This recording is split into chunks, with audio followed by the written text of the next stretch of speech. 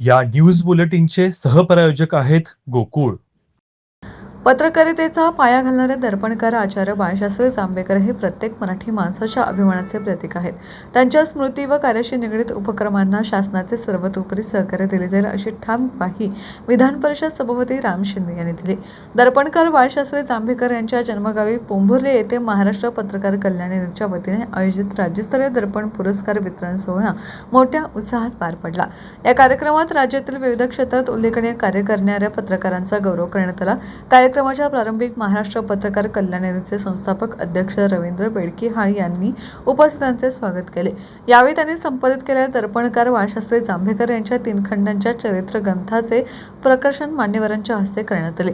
यंदाचा राज्यस्तरीय दर्पण पुरस्काराने ज्येष्ठ पत्रकार राजू सावळे, दैनिक सिंधुदुर्ग समाचार, मँगो FM चे आशिष कदम, प्रजावाणीचे शंतनू डोईफोडे, गजानन शिंदे, जीवनराव चव्हाण, प्रकाश कुलथे, विजय पालकर, श्रीराम जोशी, युवराज पाटील आणि डॉक्टर अनिल काळबांडे यांचा शाल स्मृतिचिन्ह देऊन गौरव करण्यात आला.